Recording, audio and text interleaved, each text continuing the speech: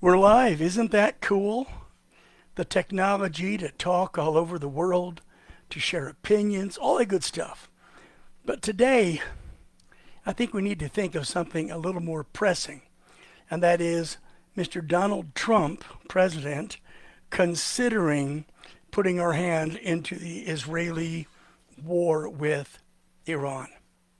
My opinion? Don't do it. It's a big mistake. I mean, Mr. President, if you're listening, you don't want to get us into another war. You got us out of wars. You can keep your reputation as a peacemaker because Israel has publicly said they can take care of Iran without your help. But you know what's interesting?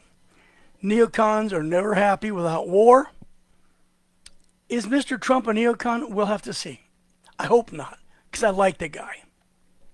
I mean, right now we're not at war with any other country. What's wrong with that, huh? Well, to Mike Pompeo, Mike Pompous Pompeo, former director of the CIA, former Secretary of State, former political suck-up, I say, Mike Pompeo, shut the hell up. Shut your freaking mouth. In a recent piece printed, it was a tripe, disguised as an editorial opinion, it appeared in a scandal rag called the New York Post. Now we see former Senator, or I should say Congressman, and Secretary of State Mike Pompeo, he's out there now beating the war drums. Boom, boom, go to war.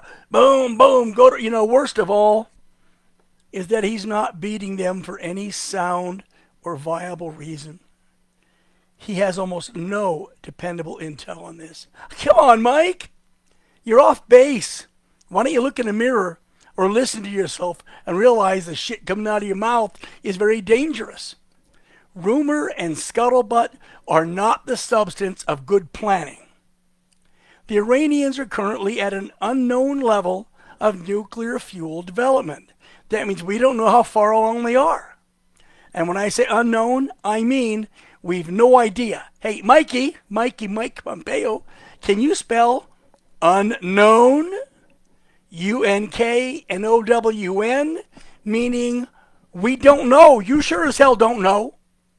For the U.S. to act on uncertain intelligence from dubious sources, it'd be irresponsible and could well bring a shitload of trouble down on all of America's heads. Don't forget, America's intelligence agencies, the CIA especially, are notorious for getting shit wrong. You remember Vietnam? Yeah, it was lies and bad intel got us into Vietnam. It cost us 50,000 lives and crippled over 500,000 of our men and women. How about Iraq, huh? Yeah, the lies of George Bush to get us to fight somebody to hide incompetence and possibly mask the 911. We didn't belong in Iraq. We didn't belong in Afghanistan. All of this is bullshit. It was all done on sloppy intel. We waged war with these countries based on lies and really bad intelligence. And the price we've paid hasn't just been in trillions of dollars, but thousands of human lives. The dead, the crippled, the maimed, the forever destroyed lives and lifestyles of Marines, soldiers, airmen, and sailors. Don't you think we've sacrificed enough of these people on the altar of innuendo and lies? Come on, Mike. Don't you think you've got enough blood on your hands already? What's your frickin' problem? Rumors of there being an Islamic sleeper cell network in America. Right, that's a rumor that the radical Islam has sleeper cells all over America just waiting for the word, okay? That's got to be, now this rumor has got to be considered at least as valid as Iran being close to building a nuclear weapon. Answer, we don't know. Chinese, we would say, 我们不知道.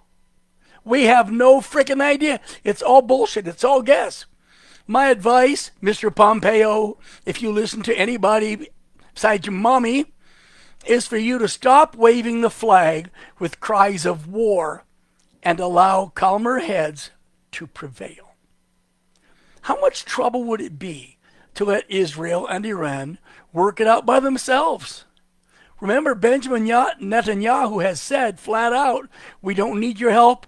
We can take out the remaining nuclear facility without your help. So if he says they don't need help, guess what? Back off, Mr. Trump. Sit the hell down and let it ride. What does it take for us, America, to be ready just in case Iran or anybody threatens us with a viable nuclear threat? Well, okay, Iran has not. We don't even think they have it anyway. If they threaten Israel, that's Israel's problem. That's not our problem. If they threaten us, bomb them into the Stone Age. Return cave dwelling to them as an accepted means of existence and life. But that's only if they are attacking us, the United States of America. Common sense says to stay out of other nations' business and affairs. Keep your nose out of their business. Let them do what they're going to do. The incredible influence that Israel holds over the U.S. is probably the only reason we're even talking about flying a B-2 bomber with the mother of all bombs, a 15-ton bomb. Come on. Now understand, Jews occupy less than 2.5% of our population, but they impact powerfully nearly 34% of our economy. They practically own the media. Actually, they do. What am I kidding? This is why the U.S., unlike any other nation, stands up for Israel and Jews, even if it does mean war. There's no mutual defense pact or treaty with Israel, because there's never going to be a situation where we need them. It's all one way. We give them. They take from us. Huh? If we needed them and they could help, do you really think they would? Somehow, I don't think so. Now, unlike other nations, which are in a position to help us in a time of war and willing to do it, the nation of Israel never has and never will. Israel is like a leech, sucking the blood of our country, making a fortune on our free economy, directing their press, their media, and government leaders whom they have in their pockets to vilify and crucify anyone not speaking of them in a glowing light. No, I am not anti-Semitic, you jackass. I am a realist. Why don't you take off your yarmulke, open your eyes, and just look at the facts. I'm Max. That's the way I see it. Happy, June frickin' 10th? Yeah, whatever. Bye.